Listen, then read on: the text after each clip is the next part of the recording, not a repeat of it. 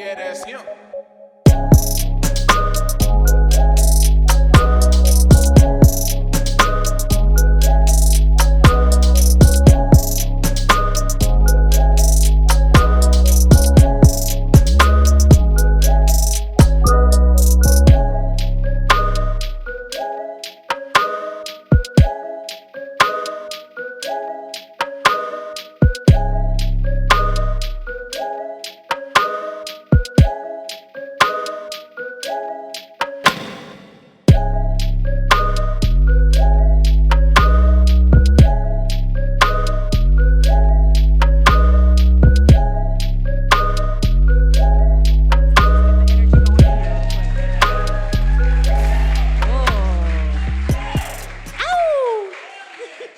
Okay, well, thank you guys for joining me this evening for the 9010 conference.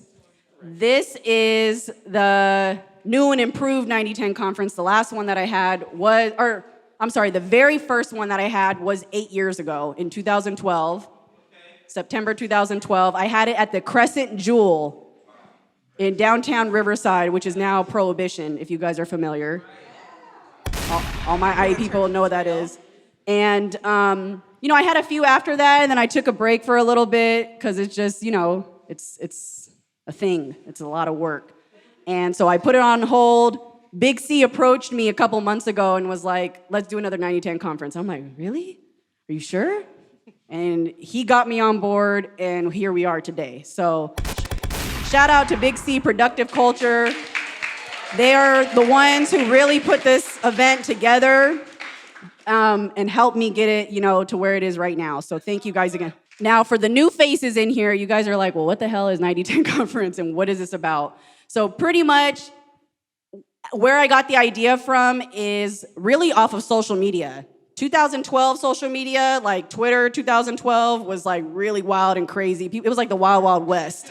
It was just really outrageous. People were talking crazy. People were just going nuts. And, people get behind their keyboard and they start talking crazy. And I was like, bring that same energy in person. You ain't gonna talk to me like that crazy. So in the past, we've had like an open forum, like anybody can talk. We decided this time we wanted to do panelists. I did hand select these panelists to be on here. I've known some of these people for, how many years have I known you, Camille? I don't know, 20? Almost 20 years. All the way up until like maybe a couple years ago for some of my other panelists. And I know some of your guys' stories. I know what you guys do, what you're about. So this is why I hand selected these people. So with that being said, we're gonna talk about just some of the stuff that our generation faces. So stuff with relationships, marriage, love, dating, all that good stuff. And it's always like a good topic. People are always fired up about that stuff. So I decided to do it again. And we're not going to talk about politics and shit like that. I think we got enough of that this week, right? Yeah. Hold your applause. Hold on. Calm down. That motherfucker might come back, okay? Hold on. Don't get excited. Let's stay focused. We took a good first step, I will say that. So, we don't know. So with that being said, with all the crazy stuff that's happening around us, I feel like it's good to have something like this where we can talk about what we are dealing with and our issues and what we're facing, okay? So let's do some of the intros for our panelists. Let's go give them a round of applause. This is how I want it to go, okay? I want you guys to pass the mic down. We'll start with, who do we want to start with? Becky, let's start with you. All right, I'm Becky. Did you say my age? Yeah, I'm 30. I'm almost 34. I'm going to be 34 this week. So happy birthday to me. Thank you. I'm a Capricorn, in case y'all wondered. I am a mom of 2 kids. I have a 7 and 9-year-old. Hey, 2 kids. 2 kids, yeah. 2 kids. That's my most important job, as cheesy as that is. And then I'm divorced, and the unique thing about my relationship status is that I'm single for the first time in my life. I was divorced 3 years ago, and then I had like 2 serious relationships back to back, and now I'm like, fuck that, I'm gonna be single. So I'm single, and but another weird thing about me is I'm best friends with my ex-husband, like literally best friends. Oh, that's solid. Yep. We have to be best friends. Yep, so. All right, thank you, Becky. That's me. All right, let's go to Tilo. Shh, bring it down, bring it down, bring it down. Hi, everyone. I'm Taryn. Hi. I am 30. I am also a mother to a 2-year-old son. I'm co-parenting. I'm also in a committed heterosexual relationship with a man of 6 months. Feels like 6 years. In a good way. In a good way. Yep. I'm from Corona. Thank you, Tilo. My name is Anthony. I'm 33 years old. I have a 9-year-old daughter. I have another daughter on the way right now. And my relationship status is recently married to this beautiful woman right here. We got married like 3 days ago. Give it up for my wife. My Newlyweds. wife. We just got married like 3 days ago. So. Thank you. Congratulations again, you guys. Both of y'all for the record. All right, Camille, let's start with you. Go ahead. Okay, so my name is Camille. I've been in a relationship off and on for 13 years. So there's that. And then we've been together consistently for 5 and married for 2.5. So there's that also. I don't have any kids. We don't have any kids. I live in, I guess, Canoga Park, and yeah, that's about it. My name is Treem Kareem by birth. I'm from Reno Valley, California, the murder. I was born in 1987. I'm 32. I'm Aquarius. I'm a fashion designer. I'm an artist. I do a podcast with Big C in Jordan. And yeah, I'm off the champagne right now. Oh yeah, I'm very single. I'm extremely single. Kids? And I've been single for probably like since 2008. Okay. Reem, do you have kids? Yeah. No, I have no kids neither. No divorces. Sorry, I didn't answer your questions. No, it's okay. I just want, sorry. you know. That's no fine. divorces, no kids. Yep.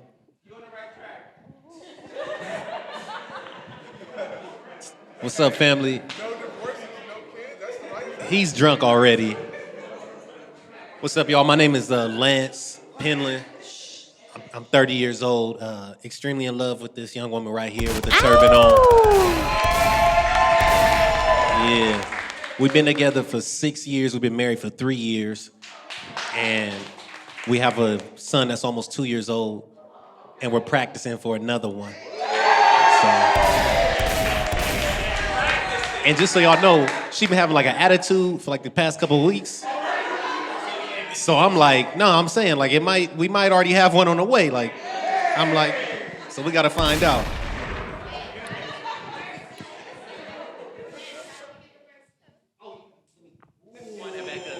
So, you know, Sarah, she brought us together with Big C on tonight. And as you all know, she has a Halloween party for her birthday. And about 2 years ago, and they said it on the podcast, you know, y'all put my business out there on the podcast. About 2 years ago, my wife and I conceived at the Halloween party. Hey, God bless you, amen. You know, we married, but we still, you know what I'm saying, keep the fire burning, you know. You know what, Lance? I don't know if you would like to share kind of like what you do, and I don't know if that's. I think it gives people a good perspective. All right, she gonna keep coming back to me. So vocationally, I'm a pastor as well. I pastor a church. I've been pastoring church for 3 years now. I'm from the murder, but my church is in Riverside. But you know, God, we trying to move a second location to the murder though, so we on the way. Thank you guys. So give all of our panelists a round of applause one more time. So as you know, there's very different people in here. Everybody just started getting married out of nowhere. I was like, what the hell? I was trying to, mix it up. Everybody just got married on the panel and shit. It's okay. Look at Reem. Reem is just shaking his head. It's okay, Reem. We're gonna get you together. But so let's just start with the topics. Let's get into it. So the first topic was I wanted to do like a hot topic current event. I didn't want to talk about the politics. I didn't want to talk about just random stuff. So the hot topic is when people see like certain celebrities, on social media together, like YG and Kalani, or Gucci Man and Keisha Ko, or whatever her name is. Shout out Miss Keisha. I'm sorry. I know Gucci. Burr. When people say like they see it and they're like relationship goals, vibes, what does that mean? What does that mean for you guys? What does relationship goals mean for you? I'm just curious. Let's just open it up. This is a warm up. You gonna start off, Treem? I will. Go ahead, flip it. So what does it mean to me, or what do you think I think it means to like collectively to everybody else? Well, you know what? Okay, so I feel like it's two different answers. There is two different answers, but Yeah. I want you to answer it how you would like to answer. So like maybe what Okay. does it mean to you? Yeah. Or when you see that stuff, like what does it mean when you look at it and you're like, okay, it's just two celebrities together. They just got together last week. Why is this Yeah. goals?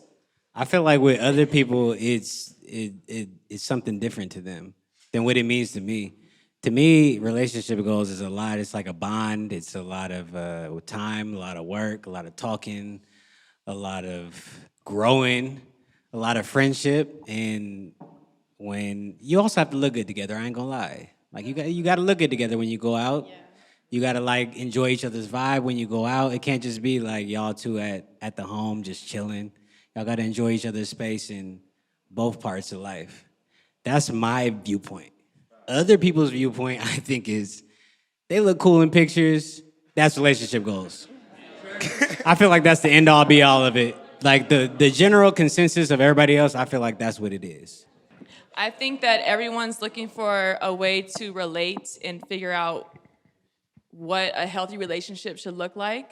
I think relationship goals on social media is only what you can see, right? Just like we know that there's a lot of stuff that goes on behind closed doors, especially when you talk about celebrities. There's a lot of cheating going on, a lot of stuff that you don't actually want to deal with, but then it's relationship goals because they look cute out together. Mm-hmm. So I think I tweeted like last year, like I'm my own relationship goals. Like I'm just trying to have a healthy relationship, trying to be, do That was facts. No, for real. Be prepared for that all night. Facts. Y'all Be prepared for that all night. Y'all are sleeping. do my own work. I have to do my work. He does his work, and together we do the work together. So. Okay, so let me ask you a question. Oh God. Yeah. So let's use the example. Like I'm just thinking of all these celebrities. So like let's look at like Cardi B and like Offset. Okay. You're the only one clapping, sir. God. Okay. I cannot. So he was just recently like caught cheating, right? His page got hacked or whatever. Caught. And then a week later, Cardi, so nobody said that was relationship goals. Nobody said that he got caught cheating. Oh my God, that's relationship goals. But then Cardi B came like a week later and gave him like $500,000 present. Shout out to so Queen. Shout out that's, to Queen taking care of her king. So is that relationship goals? Like, is it just pieces of people's relationship that are relationship goals? 2 weeks ago, they were relationship goals. I feel like they were on vacation somewhere and y'all were like, relationship goals. I was just saying that relationship goals are all a matter of timing and perspective. You guys are looking at 1 second and a picture and you're like, that's what I want to be when I grow up. But really, she's taking him back every 5 seconds. If you really look at it, Cardi B has taken him back like 5 times this year. And y'all like, oh, they on vacation, that's cute. I want to be like that. It's like they have like memory loss. They do short-term memory loss. Okay, we have a couple questions. Right here. And then Kim will get you in the back in a second. Kale, can we get... Hey, hold on. Okay, hey, okay. Well, okay. Michael's gonna pass around the mic to each person. Okay. We'll get it in. We'll Jeff? take like let's take like these 3 people, and then we're gonna move on to the main topics. And use the mic, Kev. There it is. Okay. Okay, let's go. So we have Lauren from Paris. I like that. Paris, California, yes. I was actually going to say something similar to what one of you on the left side said. I do think that back more in the 90s, it was always like pimps and, you know, everybody was having hoes and all that was popular. Whereas nowadays in hip hop, you are seeing people marrying each other. And although it may not be like legit and everything's good, I mean, it's a marriage, so don't get me wrong. And they're celebrities, but it is nice to see that they're marrying each other and not just everybody's got hoes and this is popular. So I think that makes a big difference. Thank you. Thank you, I like Laura. that. I like that. I do. Okay, let's get over to Kim. So we have Kim from Huntington Beach. No, I just wanted to comment to the lady in the gray sweater. I think exactly what she said is spot on. You got to create your own relationship goals. Like, that was just spot on, because everything in the media is just like, they're only going to put out a certain thing. So it's just kind of foolish to be like, I want to be like them, because you don't know them. So you create your own goals. You do what works for you. So I'm just bouncing off of that. Yeah. Can I chime in on that real quick, if you don't mind, real quick? I have a question, though. So you're saying basically that we should create our own goals, and it's not good to like look at that. But I mean, for instance, I see like Alicia Keys and like Swiss Beats. That's for sure relationship goals. They show me shit I don't even think about. Drop the bomb.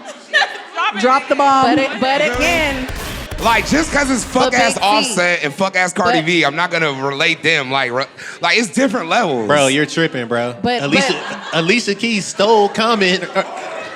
She stole Swiss Beats, bro. She stole Swiss Beats. Everything isn't built in a day. But Big C. But okay, one last comment here. But wait, hold on. Like, I think again, like, you actually don't know them though. So that, like, I have a one-way relationship off Instagram.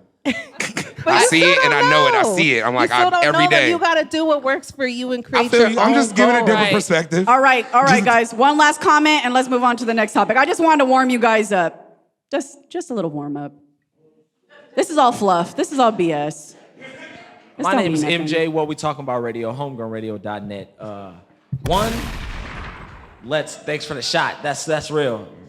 Let me just be 100. Alicia Keys and Swiss Beats. You can't be mad at that. You can't be mad at that. Well, okay. And to that answer, to you saying that you're mad at that, let me tell you this: if you're not willing to, and I might sound mad crazy, but let me tell you this: if you're not willing to go get what you want to go get, then you gonna sit sideways and be, oh my God. That's what you're gonna be like. That's one. Two, back to what was the topic? Relationships. So now Cardi B and Offset, you gotta understand. She's making the choice. Now women understand when I say this. She's making the choice. So if she's making the choice to go back every time, then guess what? That's her God-given right. Because guess what? The pastor will tell you himself, it's free will. Everybody got free will. And if you have a choice, you're gonna make a choice. But cheating happens. Because guess what? You never know what type of vibe you're walking into. Now, hypothetically speaking, I have a young lady that I talk to, but I got a baby on the way with my baby moms. But if I'm in this room right now and I vibe with a young joint and she fuck with me for what it is, then guess what? I'm gonna fuck with the joint off the rip. Off the rip. All right. See? No. Okay. But hey, but this is what I'm saying. But this is what I'm saying. Yo. You are everyone's worst nightmare. Hold on. Okay, you guys. Choices. MJ, I'm gonna talk to you later. MJ gonna get beat up later if you keep on going. No, I'm just kidding.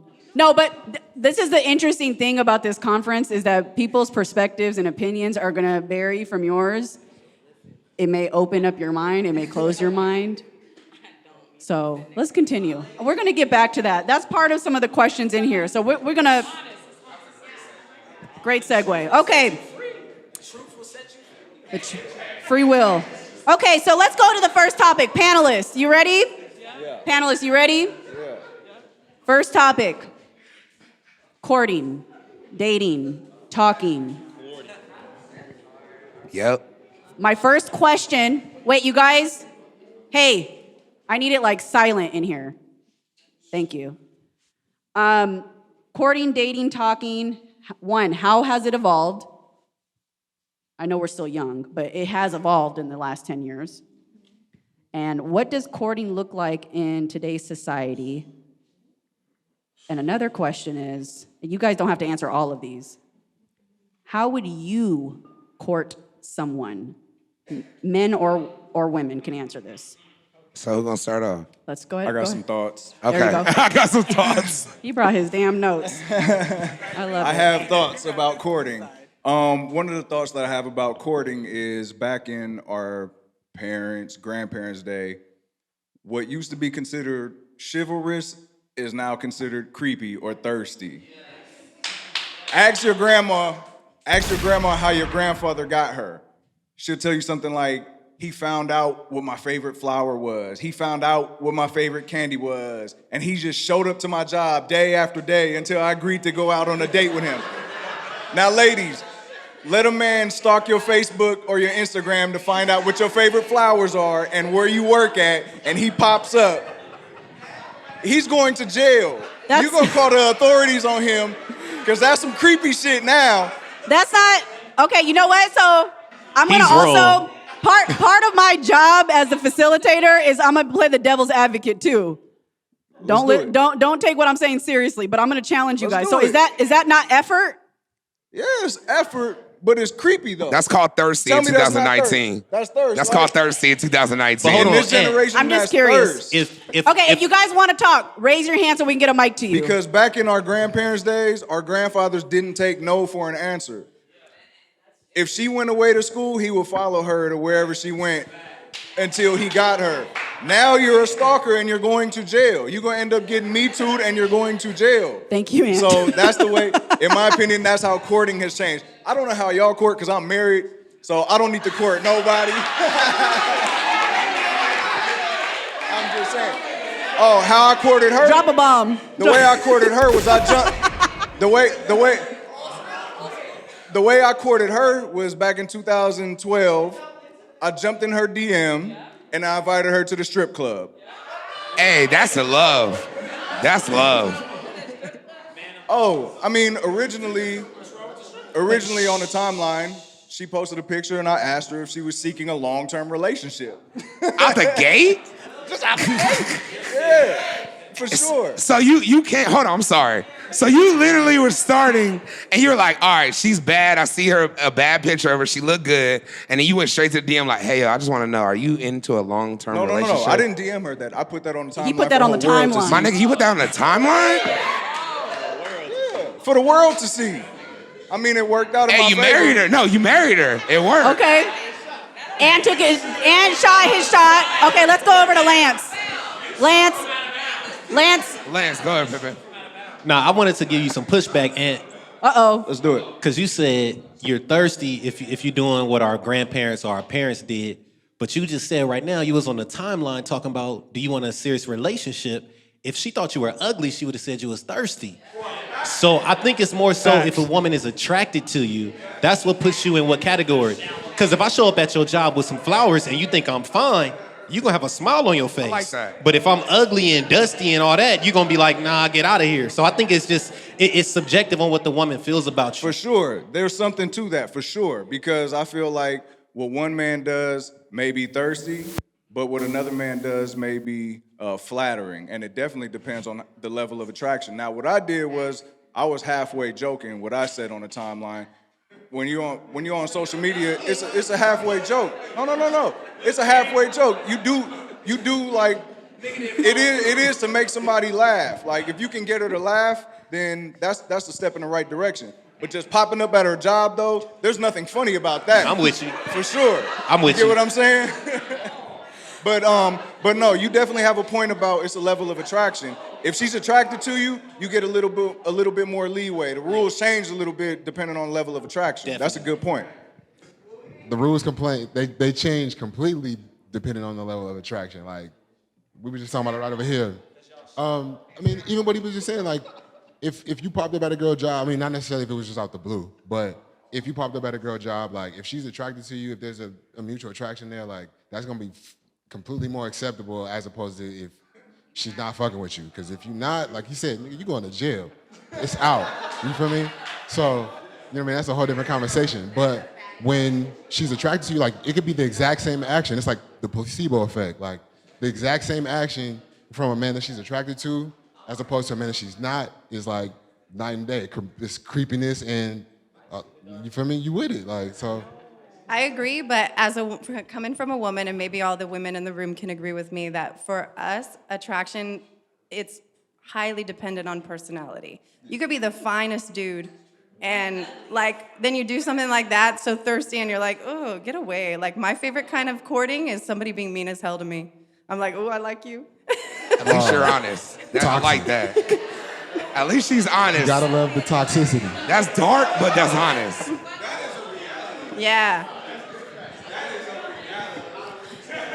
Tilo. I think diplomacy, but I'm gonna say context, that men courting women is a man-created thing. And so if you're trying to impress a woman, you're trying to get her to like you, it's the patriarchy who has like actually set that up. So when we get to a place of like, oh, if you're attracted or not, or like in the context of our grandparents, like my grandma didn't kiss my granddad until they got married. That's different. It's a different time. You try to procreate versus now we have more freedom, we have more rights, we can do what we want. So we can choose to not be in the house and to choose not to be having kids, or we can have kids and also work. It's a whole bunch of stuff that's going on that's different, but like the courting comes from like just a place of like respect. Am I being honest with you? Am I being real with myself? Am I being real with you? I feel like it's just like a chemistry for me. All right, I'm gonna play the devil's advocate real quick. Thank you for that answer.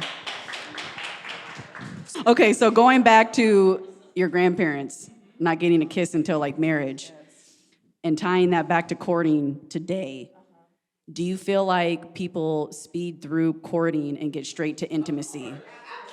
Okay, feel free to comment. Let's go ahead. Open it up. I think courting has changed today because of just the way how culture and society has changed.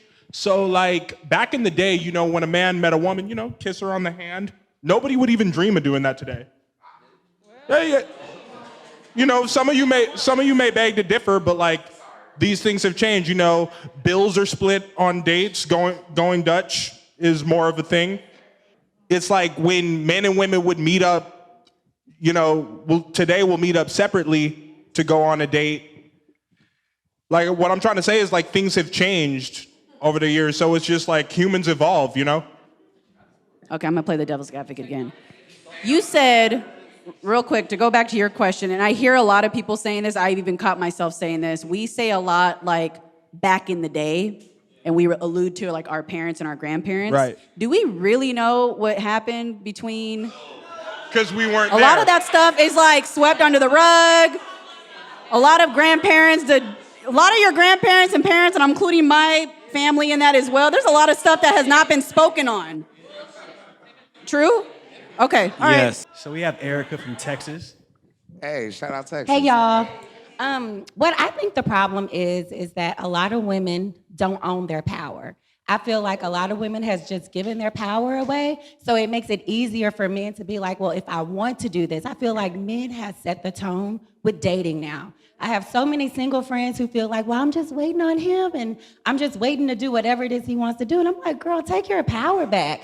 Back in the day when you said grandmas used to get courted, that's because they knew their power and they walked in that. And now women are just like, well, I'll settle for whatever just to get attention or go on a date or anything like that. So I just think women need to walk in their power again, period. That's a good one. I need to get me a girl from Texas.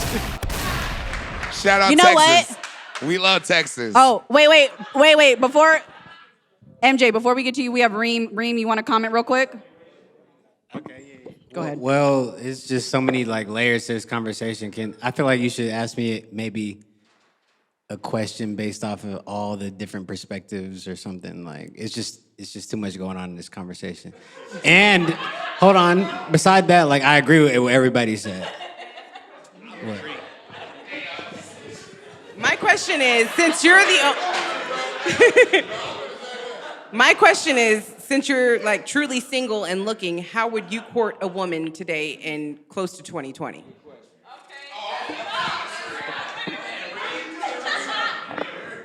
How's it done, Reem? So like, what would be like the whole entire? I'm gonna paint operation? a picture for you. Ready? I meet her in person. I like that. It's a what? No, she said I meet her in person. Okay. All right, so.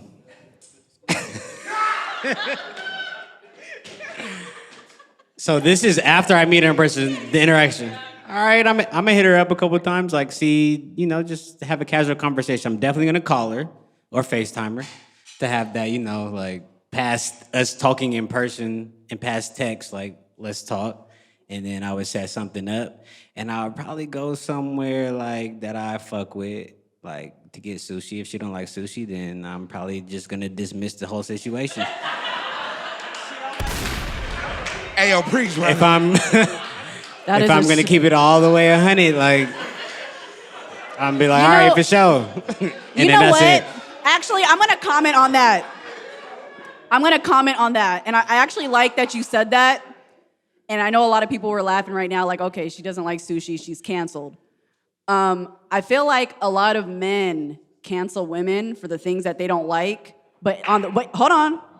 But the other way around, I feel like sometimes women don't cancel men enough for the shit that they don't like about men. Is that a fact, or am I? No, that's not a fact. No, that's not a Not fact. enough. And I would like MJ over here. I'm just playing the That's devil's not a advocate. fact. That's all. I can't finish my courting? Finish your quarter. Finish Damn. your quarter. It's just like the podcast. All right, let's say she likes sushi. All right, we going out. It's not though. But if she says I don't want to go get sushi, it's like, come on, man, damn. All right, we can go get something else. I ain't gonna lie. If I really liked you, I ain't gonna lie, we would switch it up. But we're gonna go to eat, and then we're gonna go to a swagged out lounge where we could like talk somewhere where the music isn't that loud, to where I could see like, like if I'm really fucking with you and like your vibe. Being in a house or like watching a movie, it's just, it doesn't really tell the story of a person. I feel like you gotta go out and you gotta like enjoy each other out with people. You could like see if she's like looking at other dudes. The girl goes see like, is she looking at other girls? She looking at girls' asses, you know what I'm saying? Everybody's just gonna be like, everybody's gonna be on high alert. It's a good situation though. Well, when you're saying basically like, you don't like the whole going in the house, watching stuff in the crib, like you wanna go out. Yeah. I personally think, that in the house is where you see the real situation. Because everyone can put on a great front, like they look great. I've never seen a busted looking female that's out. Like, especially you talk. Yeah. You're talking, you're like, hey, meet me up here. Even if they have shit in their car, they'll whip up something really quick, like in the whip. Yeah. Like, so, but at the crib, like, especially someone you're talking to, they coming in the hoodie, so you really see them. So you're telling me that women who go to the, do the Netflix and chill, you don't think that they even get semi-ready to go to that? You think but even this, hold on. I'm saying not even so much. You guys are, hold up. I'm not necessarily saying I might put on some mascara, I'm gonna brush my hair, that was one layer. I'm talking about literally internally, she's gonna be way more relaxed, and I'm gonna see way more of her in my home if she's comfortable.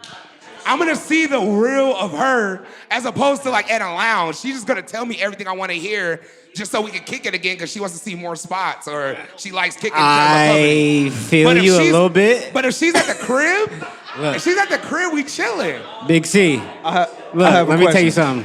Can I ask a quick question? Wait.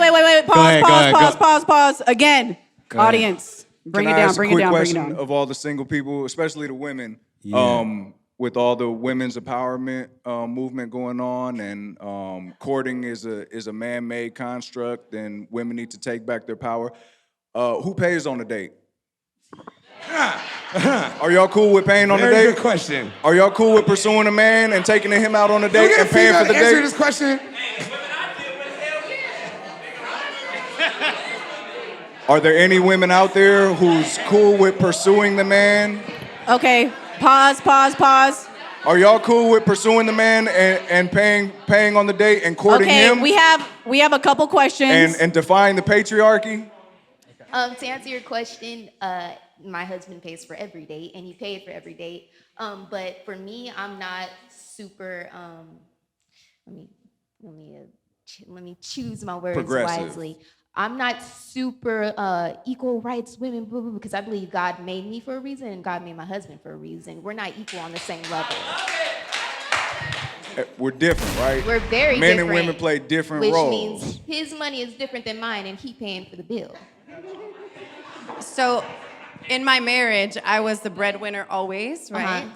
And that was that's almost what destroyed our relationship, right? It's this imbalance of power where the woman's bringing home all the money and then the man's at home. And you're like, well, what are you doing? Like, it's a completely imbalanced thing, and I agree with you. Yeah. There's a reason women are women and men are men. Absolutely. And we can take this, like, definition of patriarchy and matriarchy too far, I think. I absolutely agree with that. Yeah. Okay, hello, my name is Ryan. He didn't introduce me, but that's okay. My name is Ryan. I'm also from Paris, California. Woo woo. So just to comment first on what you just said. So I guess that also depends. We are in a predominantly black room, so we need to recognize the fact that a lot of black people look at dating as binary, gender, male, female. So that also has a whole nother layer of why we look at, dating as the man should do something or the feminine shouldn't do something or whatever that is. But I think it also depends on who you are dating. I mean, you say there's like a women's empowerment movement, but it's more than that. Like, even if you pay on a date, if you ask me out, you're courting me. If I ask you out, I'm courting you. Like, that's fair. But if you're in my DMs, if you asking me on the timeline, if I want a long distance or a long-term relationship, it goes both ways. Exactly, it can go both ways. So it needs to be like a agreement before you just think that just because you're the man and you paid that you have some type of power. No, I totally understand that. And we're going to take, hold on. My question and was... Last comment from you, Yeah. we're going to switch to another topic. All right, that's cool. Now we could go to somebody else in the crowd. That's cool. With dating, this is the thing that I believe in. If you're equally yoked with your values, your beliefs, and everything. And like she said, her husband was willing to court her and pay for everything. And honestly, I'm a believer. So Adam and Eve from back in the day, the way that God designed us, the man had the power, the authority, the everything, and provided for the woman. So that's just how I see it. Thank you. Can I say something, Sarah? Can I say something? Yes, go ahead, Lance. Last comment. I think it's important that women don't give away their power like we've been saying. And when you are taking a man out and you paying for all the dates and things like that, we start to feel like we the prize. And that sounds cool. That sounds cool when we at a conference, but I don't want my woman treating me like she's pursuing me and chasing me, because I don't know about y'all. I want to chase her. I felt impressed on our first date when she was you like, don't believe in the choose up? No, I'm sorry. I definitely believe in the choose up. You don't believe in your female choosing up on you? Like, she chose, like, hold on. I need him. Let me answer. Let me respond to that, though, He meant after that. Let me respond to that. See, Aunt hit this girl on social media. Me and my girl, even though we went to middle school together, we connected on social media, right? And she was booming on the social. She had like 30K followers on Instagram, selling tummy tea and all that. And I'm like, oh, she kind of cute. Like, what's good? And she commented on my picture like, oh, your girlfriend is lucky. And I was like, girl, I don't even got no girlfriends. But that was her choosing up, though. I said, okay. I said, but from then on, it was me that was on the chase. But some of us, or I should say, some women, this is my opinion, and y'all can give me some pushback, y'all stay on the pursuit. So it's something to say on the first date, okay, you took me to sushi and you paid, cool. But if the second and third date as a woman you're still paying, I would question that dude. And if I'm your boy and you a guy, I'm gonna be like, bro, you don't really want her if she paying for everything, she cashing out. You don't really want her, you enjoying yourself. So you would say that your woman shows up on Okay, you. wait. Bring it down. Hold on, Reem. Reem. Hey, Reem, repeat yourself. I for sure shows up on my I'm asking Lance a question. It's a very honest question. Would you say that your woman chose up on you originally? I'm gonna say she shot her shot, but it wasn't like an obvious like 100% shot. It was like the long range where I'm like, is that a shot? Hey, like, is it? Lance. She opened the door. Yeah, and I ran in. It was up to you to walk through that door, right? She opened the door, bro, and I was in that thing. You didn't want her to open the door and walk through the door and chase you down the block. Exactly. You wanted her to open up the door for you to step in, right, and for you to pursue her. And I'll say this, and MJ gonna be mad at me, but if you doing all this for him 3, 4, 6 months in, you playing yourself. I got 2 things. I want to say something. Okay, last comment from Tilo. Last comment. One, I shot my shot as well in the DMs, and he took it from there.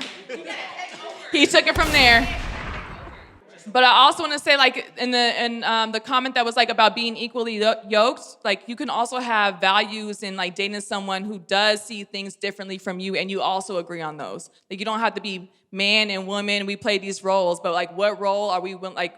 What do I expect from you? What do you expect from me? And we can agree on. If we have the same values in that way, then that's all that matters. Yeah. Okay, that was a good one. Thank you. All right, let's change the topic. That was interesting. Okay. No, it was all good information. That was good. Let's go back to MJ. Your comment earlier about cheating. Literally topic number 2. New couples. New couples. You lost it. Either boyfriend, girlfriend, or married. How susceptible are new couples to cheating? Are you more susceptible in the first 5 years? That could be boyfriend, girlfriend, or marriage. Or do you think that if cheating does exist, does it happen later in the marriage? Now, again, emphasis on does it even exist? Like, does everybody cheat? It's possible it doesn't. Okay, so let's have. I'm just, again, these are just questions. These aren't my beliefs. These are just questions. Don't beat me up. Okay, Lance, go ahead.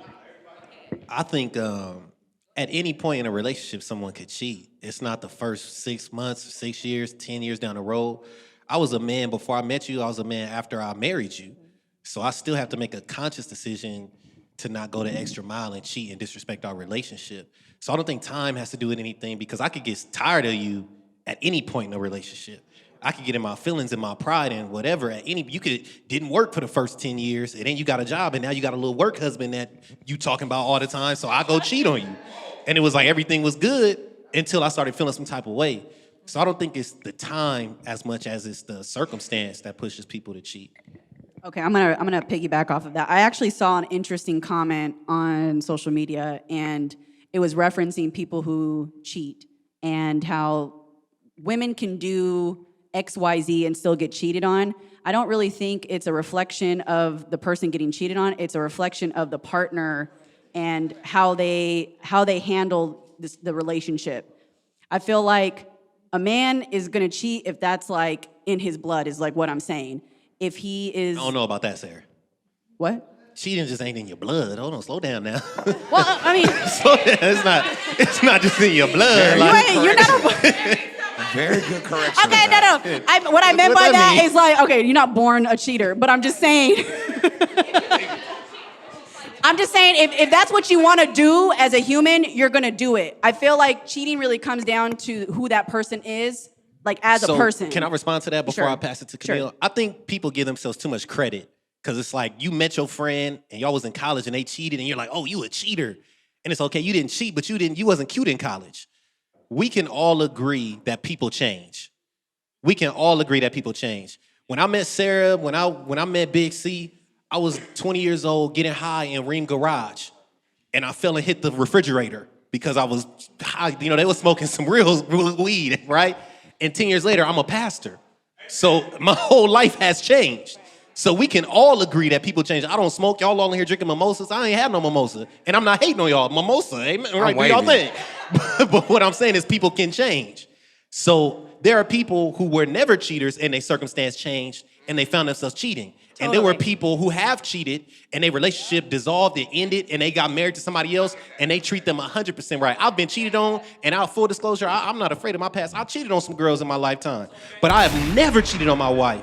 And I'm gonna do my best to never do that.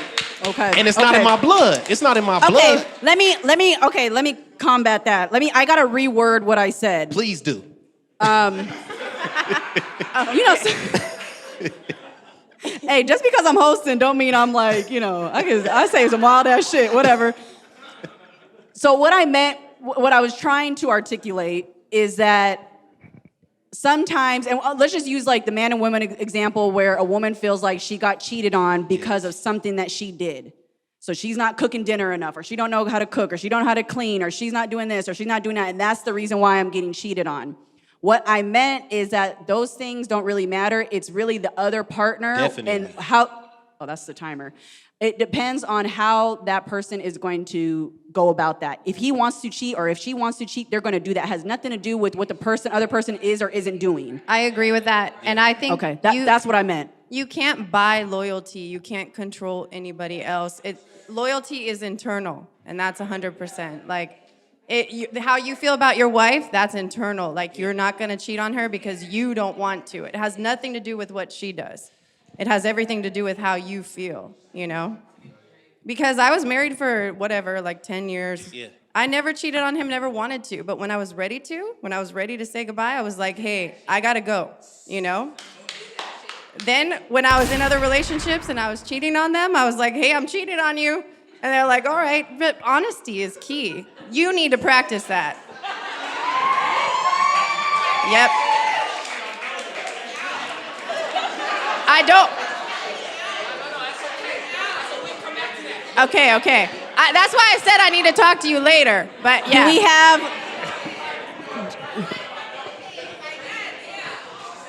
Jackie? Oh, Jackie, you ain't gonna talk? Jackie been talking the whole conference. Okay, all of a sudden they pass her the mic. She ain't never had a pass mic. it around. Steve Nash. Let's run back the topic. What is the topic again? Okay, so let me. I don't want to get off topic. It's okay. I don't know. I'll refresh you. Let me refresh you. Hold on. We'll refresh. Let me refresh you. We will refresh the topic, the questions. Okay, so new couples, and actually, really, you don't have to be a couple to comment on this, but True. How susceptible are you to cheating? Okay. Or that couple? How susceptible is that couple to cheating? Does it? And I kind of put a timeline on it. Does it happen in 5 years or more? Or is there's not a timeline? It's just that person's like motive. That's what they're going to do? Let me tell you this: if you're going to cheat, once again, I run it back to what I said earlier. It's a choice. It's a choice. It doesn't matter how attractive or ugly that person is. If I decide, I'm going to cheat, that's what I'm going to do. It doesn't matter how solid you are to somebody. I can be the most loyal person to said woman. But as soon as she decides that it doesn't matter how loyal I am, she wants to go do what she wants to do, she's going to make the conscious decision to go do that. That's what I do. That's what I meant. That's what I meant earlier. Just like a man. Let me keep it all the way funky with you. Let me keep it all the way funky with my baby mom. My baby mom do anything and everything for me. My baby, and I keep it all the way funky. Shout out Alicia, I love you. Let me tell you this. My baby mom would do anything for me, but let me tell you this. I don't want to be with her because I know that we don't mix. So she can, right now, the car that I drive, she bought that shit. She bought it. But guess what? I pay the bill, and guess what? We're not together. She understands that. I understand that. I have to ask you a question. Go ahead. I'm open. I'm an open book. So you, MJ, as a man, why do you allow her to do that stuff for you? Because at the end of the day, it's a conscious decision on what you're gonna do. It doesn't matter if I say don't do it. Because I've told her several times, don't do it. I can go buy my own car, don't even trip. I told her just like right now, she just hit me with you got 90 days to get a new car. Nah, it's good. She'll tell me right now, I tell her right now, you don't gotta pay for that shit. You don't gotta put your name on the line. Oh, it's okay. I'm like, nah, it's cool. She told me right now she said right now, I got 90 days to get a new car. I told her I'll get a new car tomorrow. You know what she said? No, don't trip. Just make sure you good. Do you think hold on. We'll get back to these questions. Do you think? Hold on, guys. Hold on, guys. Bring hold it down. On, hold bring on. it down. We bring it being down. real here. This is an open conversation. Do you feel like that creates unnecessary drama in your life? Where? There's no drama. Okay, but hold on. Okay, Let me put it in context for you, Pippin. I got you. You literally are saying it's her conscious decision to make these moves. So you can't go against what she's doing because she's consciously doing. No, I go against it all the time, but it's what she decides. Consciously wants to do it, exactly. right? Hold on. So who am I to tell her not to? And then that's where it is. That's where it is in the discussion. I just have to say one thing about you, MJ. You're good in bed. The end. Agreed. Because that's the one reason I'm why really she does weak all on this love, shit. But I tell you, Okay. nigga. Hey. So, real quick. Okay, real quick, guys. Real quick. So let's hold on, Shadi, before you start. So the original question was, if I remember correctly, are you susceptible to cheating after you first get into a relationship or later on? And so this is my question. Are you a whole person when you're getting into this relationship? Do you love yourself? Because that's the first step before all this stuff with MJ. She doesn't love herself. I'm just gonna say that because I've been there. I've paid for shit. I was in a 13-year relationship where I supported him in the very beginning. I made stupid decisions. Later on in life, I got it together and figured it out. I didn't love myself enough to say, no, I'm not gonna buy you a freaking car. No, I'm not gonna go put no, go do it yourself. Because I loved myself enough to know my worth. And that's taking your power back. That's step one of even getting into a relationship. Boyfriend or girlfriend, we're not even talking about being married. If you're going to get into a relationship, you need to love yourself first, and you need to focus on making yourself happy, because that's what she's trying to do, is trying to make someone else happy. That's where it starts, so. I just wanted to bring up another angle that nobody's touched on this. I mean, when I think about the question in question, I think that, in my opinion, I would say people are probably more susceptible to cheating in the first 5 years when the relationship is still new. After the 5 years, I think there's a trend of couples going towards open relationships. And if you look at it right now, open relationships, about 5% of relationships are open relationships from what they know. That's 1 out of 20. That means if everybody in here grabbed a partner and was in a relationship, 1 out of 20 would be in an open relationship. That's kind of significant. And personally, I think that that number is going to keep going up. I think that it's a trend that people are going to start following, and more people will be open to open relationships after. And personally, I think that might come after the 5-year mark. Why do you think that is? Why do I think what is? That people choose to start doing the open relationship bit maybe after X amount of years? Because I don't think humans were meant to be monogamous. I think that as mammals, I think that monogamy is primarily a social construct. I think it is the foundation of society. Don't get me wrong, it's important to society, and monogamy creates the family structure, which then allows civilization to be formed and flourish. But, I mean, we're just mammals. And because you get married because it solidifies the family foundation, and that's the basis of civilization, that's the basis of society. But it's still a construct. There's always outliers for sure. I'm talking about the vast majority. So I think that we weren't meant to be monogamous. I don't think humans are meant to be monogamous creatures. So I think that people's minds still wander, their eyes wander, and an open relationship is a way for people to be able to have their cake and eat it too, if they're on the same page. I don't know how open relationships work. I don't know. I mean, obviously the man and the woman, or both partners, man, women, man and man, women and women, what have you, whatever type of relationship you're in. Both partners need to be on the same page, and there need to be rules and boundaries in place, but I definitely see that trend is going up. Yes. I want to add on to that, because I think that that's the problem with cheating, is that you're not being honest about what you want, right? So if you're in an open relationship and you're honest, like, I do want to have more than one partner, then we can go from there, or I don't want that. And you have to let people have that choice. So I think that that's I think that's fair. I think that maybe some people choose to be monogamous, or maybe they're naturally monogamous, but like you do make that decision. If you don't want to cheat, you're not gonna cheat. If I don't want to get up at 7 a.m., I ain't gonna get up. You know, same thing. Like I make that choice. I make that decision. So people need to be more honest, and I think all genders need to be more honest about what they want and what they don't want. And I want to go back to Camille's point because about like loving yourself. Like I did so much for a certain man, thinking that was going to help him love me, but it was never going to happen. And that is where taking your power back comes from. Like you can't try to be someone else. You just have to be yourself and be happy with yourself. And then if someone comes, and like that's it. That's cool. And be honest. JMKM, oh yeah, that's him.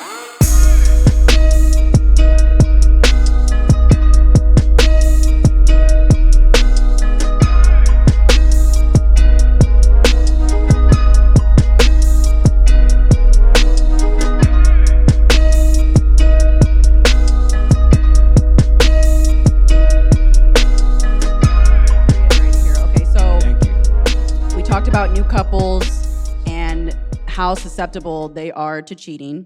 Yes. And we talked about timeline, or we talked about the type of person you are that is susceptible to cheating. All right, and when you first asked that question, you said like 3 months, 6 months. Yeah, so we were saying, like, are you more susceptible maybe in the first 5 years where it's brand spanking new, or do you think it happens later in the relationship? Ant kind of touched on like open relationships. I feel like it's crazy that no one said that it happens most definitely in the beginning part of a relationship, because like most people are like don't even know where they stand with like their past, or you know the people that they fuck with. They don't even know where they are in their mind. They're just like, you know, most people go back to their ex for the most part. They might be on the low with it. It is what it is, and that's why most people are like a little hesitant. That's why most people are, you know, they just don't know what they're dealing with when they even get into a relationship. So I feel like personally, it happens more early. It's just like it's like the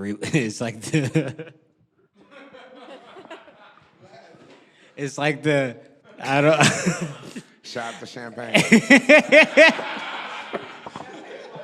Shout out to mimosas. It's like when you get caught in a crossfire. You know, it don't got nothing to do with you. It's just someone and what they're dealing with subconsciously, maybe. I hate that. What? Yeah, I hate that. It just is whatever. It just happens though, and you can't even really blame the person. Because a person that's not mentally strong, that could be so detrimental to them of someone else's just fuck up, and you can't like equate that. That's why love is so like, you know. I feel you. It's like a weird situation because there's so much going on. You dig? I just feel like personally, it more happens in the beginning. If, like everybody else said, for the most part, if a person's gonna cheat, they're gonna cheat.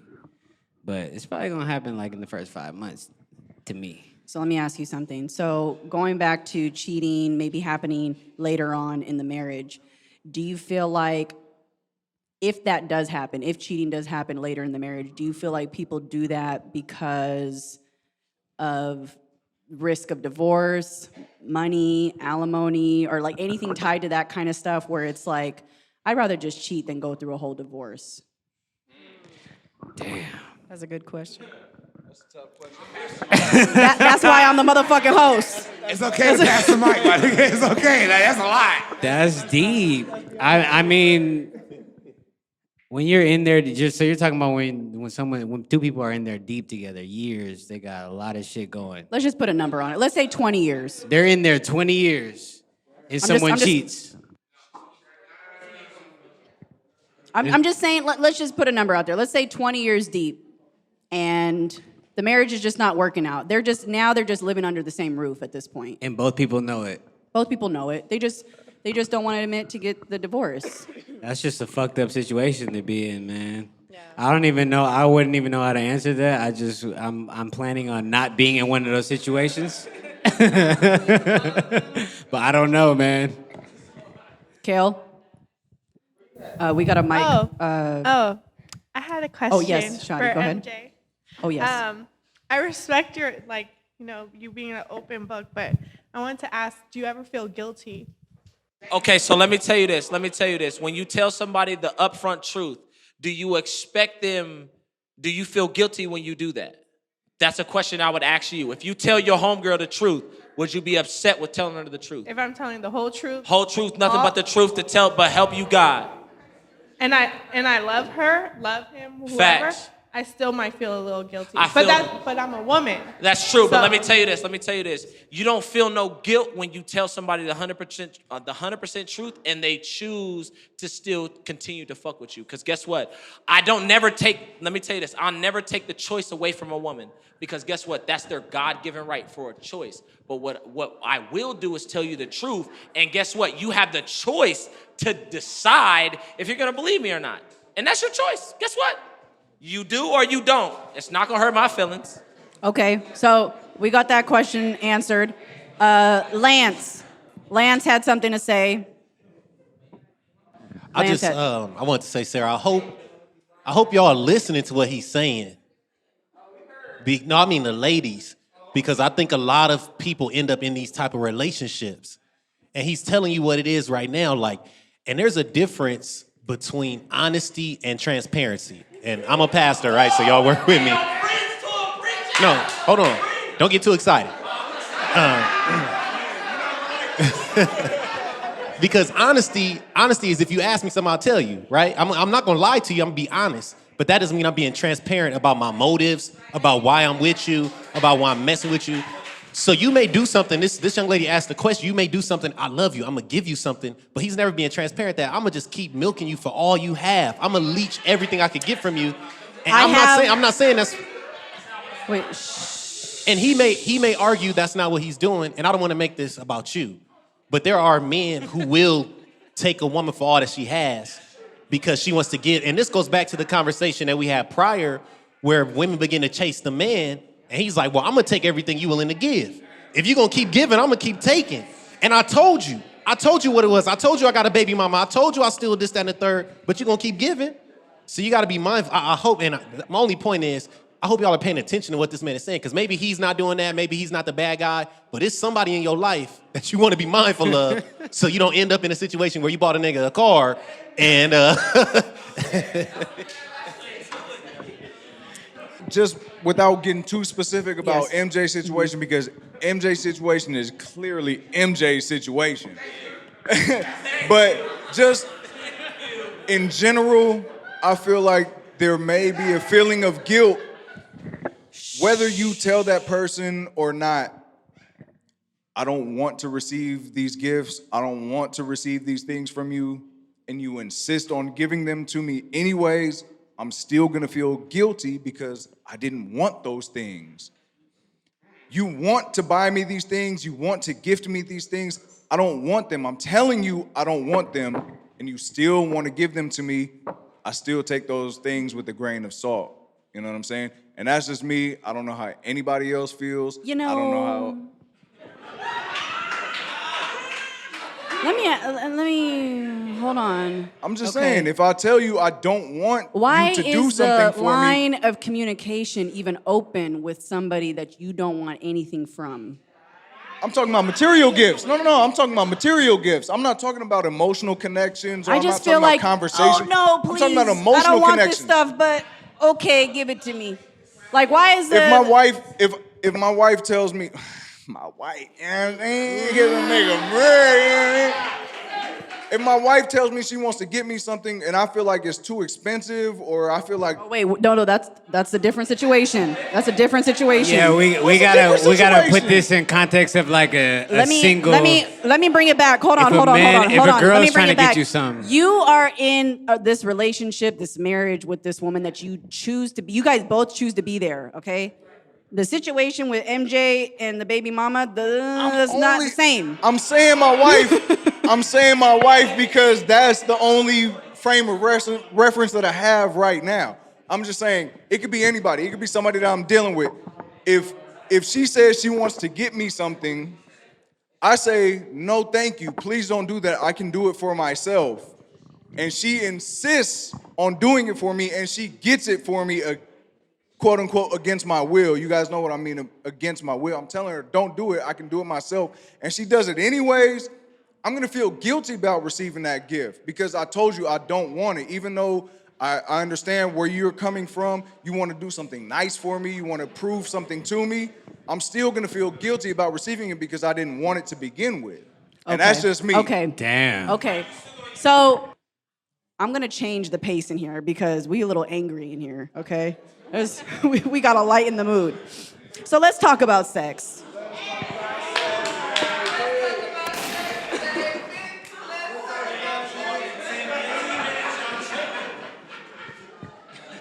I have two questions. I'm gonna ask my panelists first. I want you guys to answer that stuff, and then we're gonna end the conference with like a last question, to kind of bring it in. Okay, so we have about like 35 minutes to talk about this stuff, just to kind of give you guys some timelines. Let's start with the first topic. It's not even on this paper. Okay, I literally just thought about it just now because I was like, we need to change this. That's how I roll. Okay. Does sex matter in a relationship when you are first getting to know somebody? Let's say you get past the, hold on. Bring it back, hold on. I'm not done. We've passed the dating, the court, we're still dating. We passed the courting, the getting to know each other, okay? Let's just lay it out that way. Now you guys are getting into the intimacy. Does that make or break the relationship? How important is sex with your significant other? Okay. Let's start with our panelists first. Go ahead, Becky. I'm going to answer this, and I'm going to try to answer it really diplomatically. Bring it in. Hey, yo, side conversations, please. You guys, stop talking. I think for men and women, sex is totally different. And if anyone wants to argue that, I'll be at the after party. But for women, it's a whole like combination of experiences. Like it's emotional. It's like the guy has to know your body. Like we're not all the same women, and it's harder for us to, get there. So a man has to like really buy into that and really try to please you. And so I think when we're trying to pursue sex, it's really interesting because we can give ourselves up to somebody and then they could not please us, and then that's kind of like a lost cause, right? Sorry, dudes. Okay. But it is like I respect that. Like, so I've changed my thought process to this, and I'm like, all right, like I look at a dude and I'm like, I'm vibing with you, but like I look at you and I'm like, I can't believe I'm gonna say this on camera, but like you don't know how to fuck. Like I already know that. Like you're no good. So that deserved a lot of shots. But hey, you guys. Side conversations, please. Hey. I'm gonna start calling y'all out. If I see your mouth moving, I'm gonna say your name. I can see you guys. Thank you. So for women, it becomes almost not worth it to like pursue that piece of the relationship. For men, I think it's completely different. I think it's like a pussy's a pussy, and you guys are good. Like, No. okay, someone argue me that. All right, then. hold on, Becky. Hold on. Hold that thought. Okay, so who on the panel first? I would disagree with that. Okay, go ahead, Reem. I respect and Rashad, we're that. gonna come to you. I respect that insight because a lot of dudes are like that. But I mean, like a pussy is a pussy. Like a lot of dudes do feel like that. Yes, a lot of dudes are scumbags. So Reem, let me ask you something. Yes. Going back to your situation of you talking about courting somebody, getting to know the lady, Yeah. going to sushi, aesthetically looking pleasing together. Everything is like going in the right direction. You haven't had sex with this woman yet, okay? No. Let's say you really, really like this lady. You guys initiate the sex. The sex is not what you would like it to be. What happens for you, Reem? What? The sex isn't what I don't The like sex it is to not be. there. It sucks. It's trash. You don't know. She doesn't. I don't know. What did Becky say? Okay, you know what she said.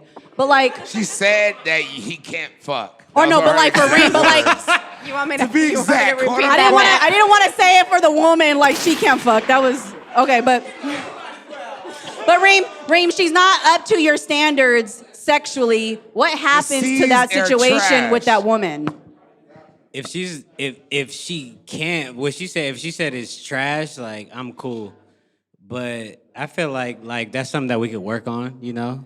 So it's, okay. Everything else is like what's important to me as far as a relationship.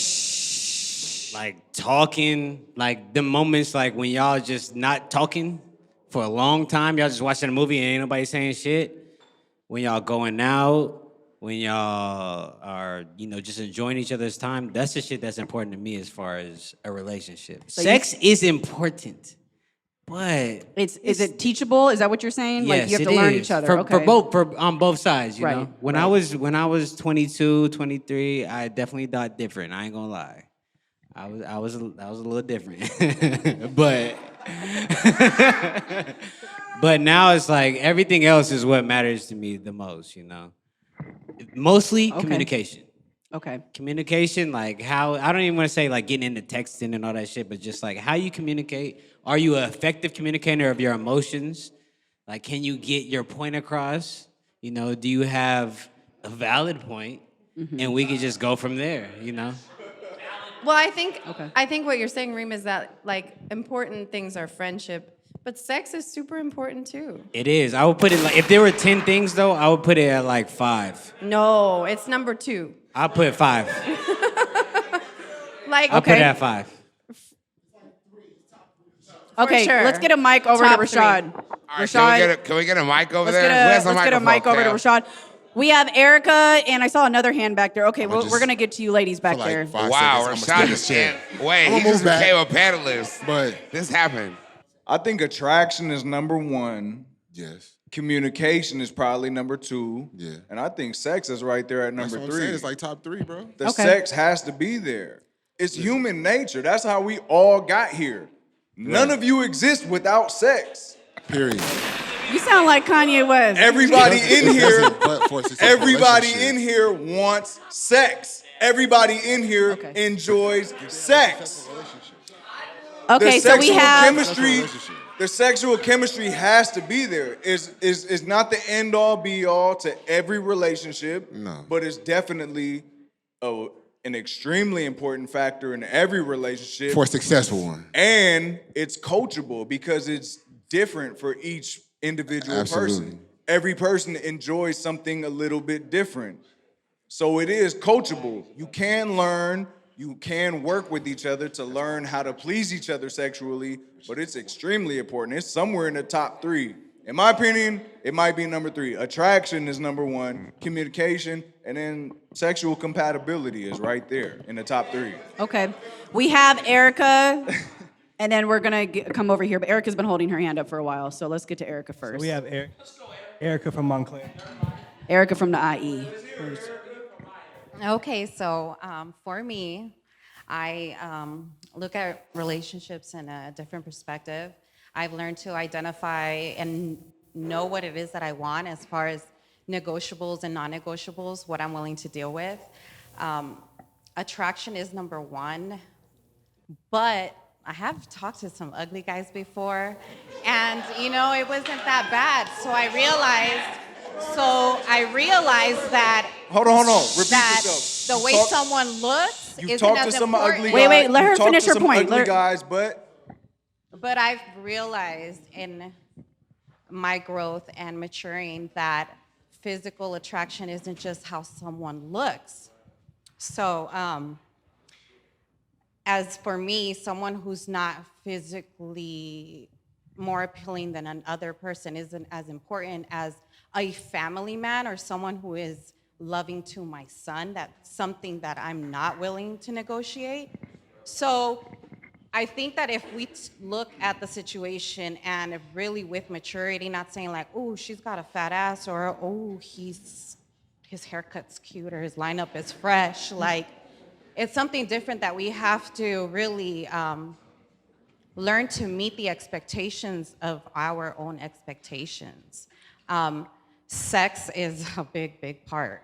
Every day, I know I go home to my man and I want to feel loved, and I want to release endorphins, and I want to release some stress, and I want to bump and grind and do whatever I want with my man who I love. So yeah, you have to, but was it perfect in the beginning? No, it's something he has to learn what I like.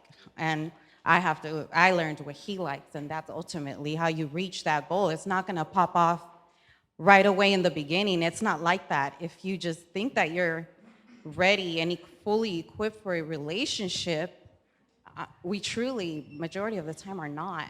And neither is the other person. It's all of a learning experience. No one in this room have yet to said that it's all about self-love. If you don't love yourself first, a lot of people loving themselves. They With the sex topic. Well, that's your first sexual encounter. They ain't saying it to a point where they actually love themselves to know who they are, who they You know what, who I'm you gonna- are as a person is Right. going to determine everything each one of these people are saying. I'm gonna reword your answer. For the record. Okay, Reword wait, it. bring it back. He's saying the top priority is you being an individual first. So as far as like top 5 things in a relationship, I feel like it is important for you to be you and your significant other to be them and not trying to do stuff to please that person, because I think that's what you're alluding to as far as self-love is you have to be an individual first. You need to be who you are outside of that relationship. No, I did say that. For the record, I was looking did for the say other that. two. I said that in order for everyone's talking about getting into a relationship, you have to be a whole person. You have to love yourself first. So a lot of these issues that are coming about are from you not loving yourself. You're wondering why you're chasing someone? It's because you don't love yourself. You don't value yourself enough. But okay, side note, back on topic. Hold on, I just want to be clear because I did say that, and it really is important, and especially when you're talking about sex, because I think that sex is important in a relationship, but something that no one has said is actually more important is intimacy. Because if you can be, if you did say that, yes you did. The intimacy part is what keeps the clock ticking in a marriage. You can have sex, but what if you can't have sex? What if your partner is sick? And you're married. It's for better or for worse. You have to fall back on the intimacy. You just have to. All right, we have Hold on, real quick. I'm sorry. yes. Even with intimacy, that does not fulfill your sexual needs as a human being. Well, what if your partner cannot physically do that? You tell me. No, I'm asking you a question. You tell If your me. wife is not having You sex tell for you. me. Hold on. I have no I'm saying problem with that. The That's where the intimacy can be comes there. in. Intimacy is great. Intimacy is paramount. But everybody has sexual needs. Okay, so now let me Everybody ask gotta you bust this. a nut. Am I lying or not? Let me ask you Everybody a question. wanna come. Okay, so he's newly Everybody married. wants to Wait. come. Hold on. So- Let's bring it back. I'm just saying, intimacy is definitely paramount, but the sexual gratification also has to be there. So your Yes or wife no? cannot have sex during your pregnancy. Done. What do? I'm asking you as a man you're saying sexual gratification is a must. Where does your wife come in? I'm just asking. I'm sorry, can you repeat the question? Yeah, I need a repeat of No, that question. I for real. No. It's real. Your wife cannot have sex during your pregnancy. Medical reasons. That's not No, true. it's No, But hold this on, is no, a no, hypothetical. it's hypothetical. Hypothetically. Because this is real life. Hypothetically. This is real life. Like, what if your wife cannot have sex because it's putting your baby at risk? Hypothetically. And you are married, newly you. married. I You're got you. saying sexual gratification is above intimacy? You better hold your damn wife while she's pregnant because you could lose your child. No, that's a straw man argument, ma'am. I did not But say it's sexual real life. gratification was above intimacy. I right, never all said right, that. all That's right, a all straw right. man argument. It wasn't I in your just said top that it's three. up there. It I wasn't said in it's your also top three. important. I said It wasn't in intimacy your is top paramount. three. Did I It not wasn't say in your intimacy top is three. paramount? What is the Not in your definition top of three. paramount? Okay. Let's bring it Please back. look Let's bring up it the back. definition of And paramount. you guys, too much Please conversation in the look back. up the definition Too of much paramount conversation in because the I back. said intimacy is paramount. Paramount means the peak. It's the top. It's the apex. I didn't put anything above intimacy. Thank you. It says more important than anything else, supreme. Okay, I rest my case. It was not in his top three. Okay. I have a question before we get over here. Just one question. Big C, panelists, audience. Let's just ask one question, and it's just a hand raise, okay? If sex, not intimacy, sex, sexual intercourse, is in your top 3 requirements of a relationship, doesn't matter if you're single, girlfriend, boyfriend, married, raise your hand if it's in the top 3. If sex is in your top 3, not intimacy, sex, top 3. If it's in your top 3. That's where I was gonna go with. Okay. No.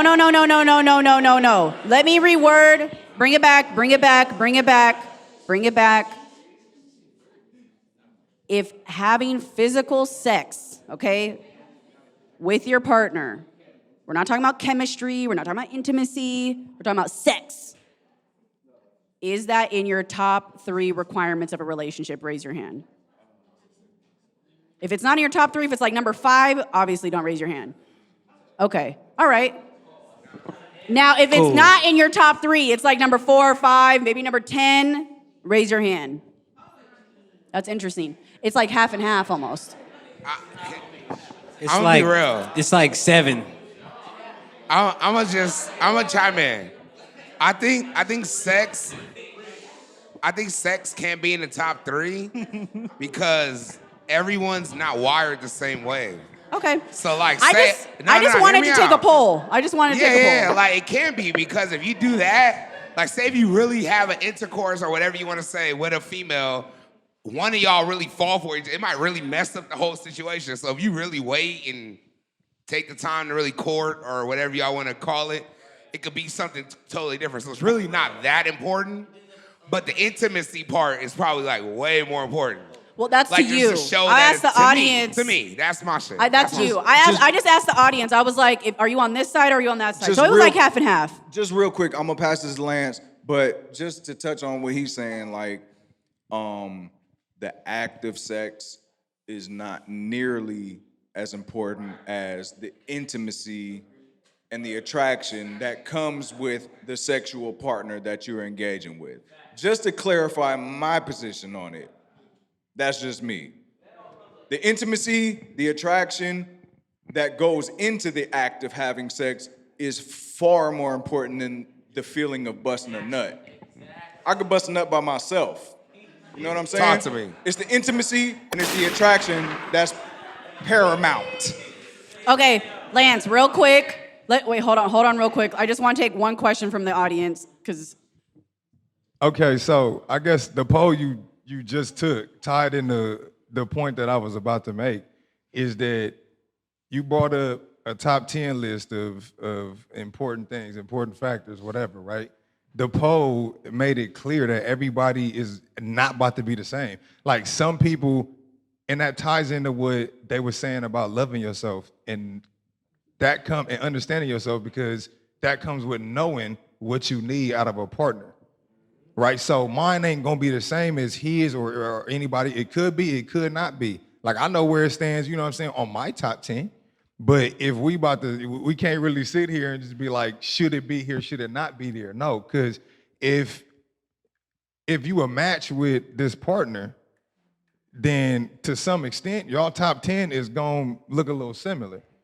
You feel me? And y'all gonna take off. Listen, y'all gonna take off on whatever levels is needed at these different stages in your relationship.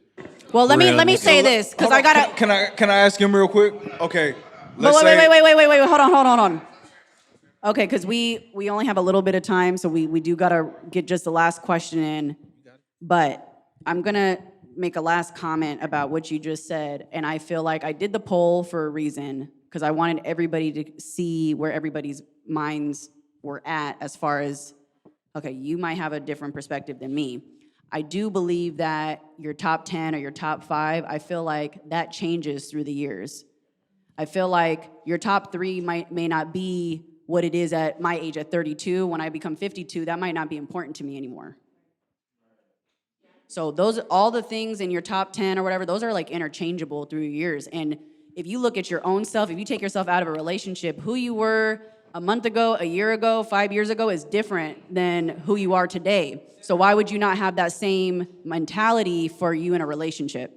You change as a person throughout the years. You may have the same love for somebody, but like sometimes that stuff changes. Of course. People get sick, people lose their jobs, Absolutely. People lose kids.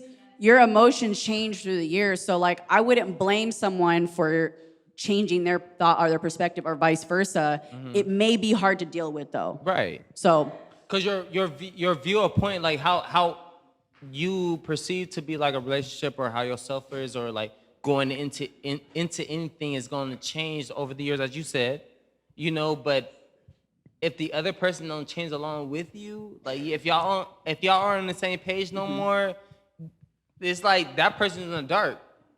Like, you know, And sometimes that's where divorce comes in. It's like the that's where communication ain't breakup there. comes. That's where, like, I feel like people's Remember when idea I of said marriage is communication very was number peachy. two? Right. It's very peachy. I think people's idea of marriage is that it's always a honeymoon phase, and I feel like there's complications sometimes that happen through marriage, and it's about you as a person individually and your partner, how you guys work through those things. Grant, I'm gonna just take your last, because I know Grant hasn't talked, and then we're gonna wrap it up with our last question, okay? Come on, Kyrie. I think that marriage has a lot to do with if you come from a two-parent home.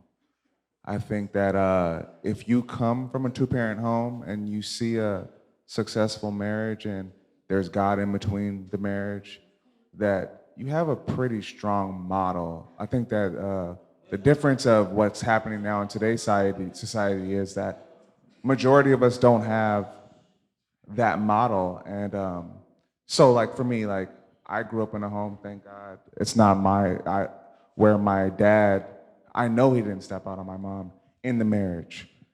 So my goal is while I'm married to be like my dad, because I had a model to do it. So I know how serious it is once you're married to keep it like, okay, like you made the decision to get married. So while you're married, because you made the decision with God, like that's what you decided to do. And it's serious at that point, you know, to where, you know, but I just have that model because I had that. A lot of dudes don't have that. A lot of dudes Real don't nigga. have, you know, and it's not that they want to be bad people, but they just don't have a model. And like, it'd be that much harder for me to have a model of what a good marriage is, and it's to rebel against that when I come from it. I come from that type of like, you know, surrounding. So I want to perpetuate that. Am I a perfect human being? Am I anything like that? No, I don't even subscribe to any of that. But I do have a model, so I feel like I'm susceptible to live that route. But that's not the model that everybody gets. Like I'm one of a few of my group that I grew up in who had that. So, you know, it's not that I'm better or anything like that. It's just that I came from it. So unfortunately, like the world is built for you to be destructive or for you to not be in that type of thing. But I think in everybody is that it's just like, do you see it? Like you could only perpetuate what you see. You can't just like see nothing but like some people don't have ever both their parents, ever. So then like when it's time to get married, like you've been with this person, things are good. You're like, I don't know what to do right now. Like literally I have these feelings about this person, but I don't have anybody to talk to about this. There's a lot that comes into it. So, you know, people have their ideologies, but it's all based on your circumstances. Right, I agree. That's why you just have to like deal with people on their circumstances. Let's go, Grant. Thank you. So, thank you, Grant. Let's go. I'm gonna end with this last question. This actually might give you guys an opportunity to say what you're gonna say. The last question that I want to ask you guys, all the people on the panel, is, let's just paint a scenario here. Your best friend is getting married tomorrow. Okay, your best friend is getting married tomorrow. What would be your best piece of advice to keep their home a happy home? Let's start with Becky. All right. I think I was telling MJ this earlier. MJ, I'm getting your attention here. Just be honest with somebody. Like, you know, as much as like I have a failed marriage in my past, and I wouldn't call it failed because I love my ex-husband and we're best friends. But be honest with somebody about like what you're feeling and what you think. Like, you have to live your own life, but you have to do it with respect for the other person in your life too. You know, so there's a balance between that because we only have one existence and that's our existence, but then we have to move forward and treat other people with respect. And that's what I've learned with my subsequent relationships is that That's important too. Like, you gotta treat people with respect. You can't just like, do whatever the hell you wanna do and be like, okay, that's what I did, and fuck you. Like, there's no respect for anybody else. Like, that's not good either, and that's not good for your soul, and that's not good for the universe. So, a balance between what you wanna do and then like good for other people. So, be good to other people.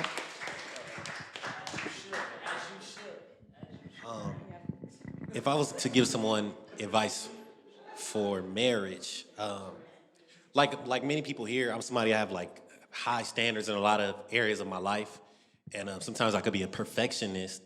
And I would tell people marriage is the only place that you should lower your expectations. And the reason I say that is, as somebody who's been married for 3 years, going on 4 years now, I know that I've disappointed my wife, and I think it's fair for me to say, and she's not offended when I say this, that there are areas where she's disappointed me. And we come in, with what Grant said so eloquently, with mama's mess and daddy's demons. And we saw something that we thought marriage was supposed to be, and we have something in our mind that my marriage will never be. But your spouse does not share those same experiences or that same reality. So you come in like, you know what, my house is always dirty, so my house gonna be clean.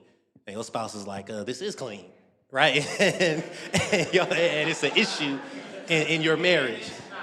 So you have to have the mindset, I'm going to allow you to be human, and I'm going to embrace your failures or what I deem as a failure, so that we can work together and move forward and build a future together.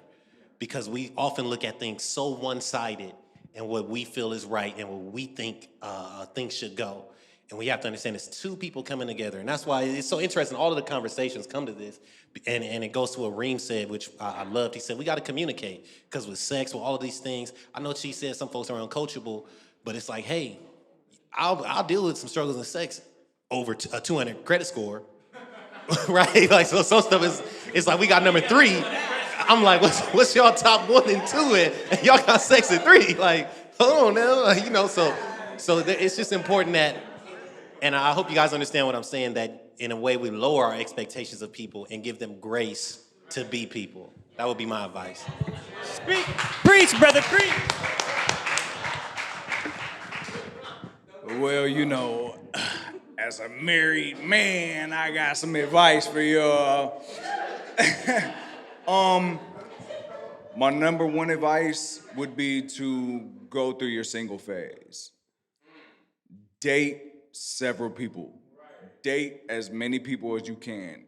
Get as many experiences as you can so that you know yourself, you know what you're looking for, and you know what type of people are out there. Because you will find that one person and you'll know everything else that you're not missing out on. That's number 1. Go through your single phase. Number 2, I don't know what you guys' religious beliefs are. That's up to you. In my personal opinion, you have to live with somebody. You have to cohabitate for an extended period of time, because before you get married, you need to see every face of somebody's personality. You gotta see how they are when they're happy. You gotta see how they are when they're mad. You have to see how they communicate. You have to see how they are when they're sad. You have to see every side of somebody's personality before you decide that every side of your personality can coincide with every side of their personality. People are not 1, 2, 3-dimensional. People are multi-dimensional. You know what I'm saying? Everybody has several different sides to them, and all of their sides have to mesh with all of your sides. So my advice, religious beliefs aside, I don't know what your religious beliefs are, but if your religious beliefs allow for it, I would highly recommend that you cohabitate with the person for an extended period of time before you decide to get married. Another thing is that love is never enough. You can love somebody, but if you don't like them, it's not gonna work. You can love somebody, but if you don't like being around them, a marriage is not gonna work. You're talking about for the rest of your life. You have to enjoy being around this person. This person has to be your best friend. You gotta be able to open up to this person. They have to be able to open up to you. You gotta be able to laugh about the same shit. You gotta be able to cry about the same shit. You have to enjoy this person's company. You have to genuinely like them. Love is never enough. You gotta like them. You gotta be able to communicate with them. You gotta be able to compromise with this person. And Real compromise is another big factor in marriage. Because if you wanna be right all the time, join a debate team and be right all the time. You have to be able to compromise and pick your battles. You gotta know when it's worth it to argue about it and talk about it and work it out and find a solution. And you have to know when it's worth it to just secede to the other person, let them have that one, and move on. And that's my advice for marriage.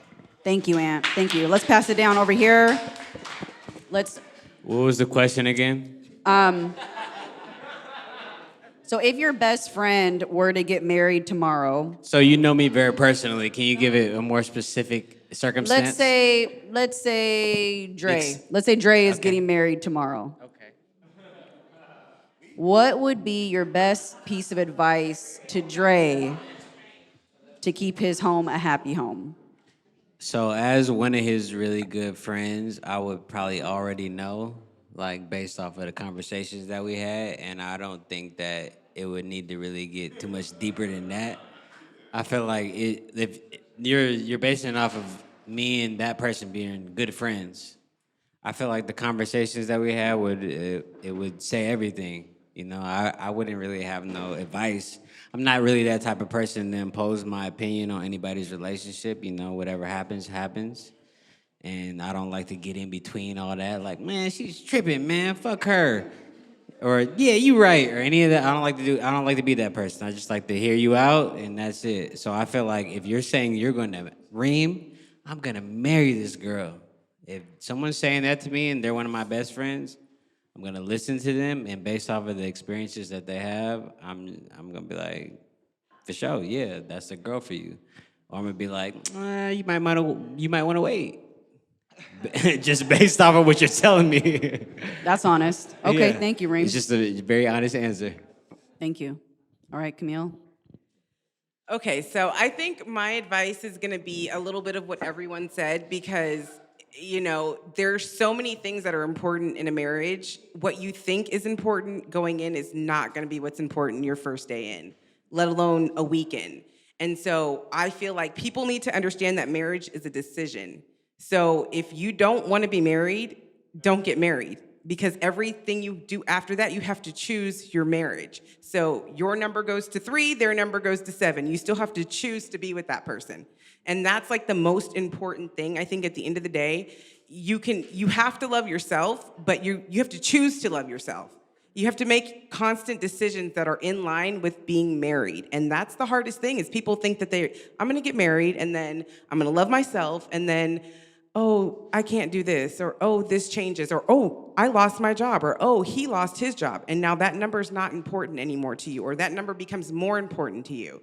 And so you have to just make that decision. I'm gonna settle for this, compromise. That's another big thing. You have to compromise with what you thought you wanted and what you have. You married that person forever, because that's supposed to be what marriage is for. So anyways, that's it. Nice, okay. Thank you, Camille. I'm gonna answer this question. I wanna answer this question. Well, you know, might as well. You know, I'm gonna actually apply this to all relationships, not just marriage, but you know, your significant other, your friendships, your relationships with your family members. I feel like we have to be constant learners, and we have to constantly learn. We do that in every other aspect of our life. When we talk about our jobs, we're constantly learning and trying to get better at our jobs. We're constantly learning how to, you know, be more healthy in new workouts and new foods and, you know, like whatever you're learning, new technology. It's like we're always learning, so why would you not apply that to the relationships in your life? The people in your life, the relationships you have with people, those people are constantly growing. Or they may be going backwards. I don't know. They're just, it can go either way, right? So changing, they're ever changing. So with that, you have to learn people and continue to learn them because we have many, many layers and you have to peel back these layers of these people. So I think that kind of touched on literally what everybody was saying is be a learner of your partner and your friend and your relationships. So that's my piece. So let's wrap it up. I do appreciate everybody who came today. Let's give a round of applause to the panelists first. Thank you. Yeah. Yeah. Thank you guys so much for coming and talking. I wish we had, 12 hours to talk, but we don't. So we're gonna take this over to O'Donovan's Pub. I'll make sure we get the information. We'll talk outside. Get your last minute stuff there and start heading over there. And again, shout out to Productive Culture for helping us with this event. Give them a round of applause.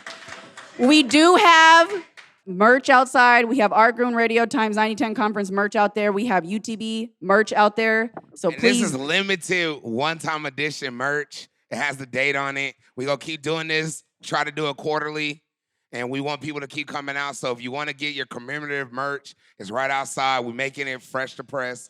We'll deliver it. If we ain't got your size, talk to me. So sorry, Sarah. Keep going. Thank you so much, Big C, for that. So thank you guys so much. Big round of applause. Did you guys Sarah. enjoy yourself? Was this...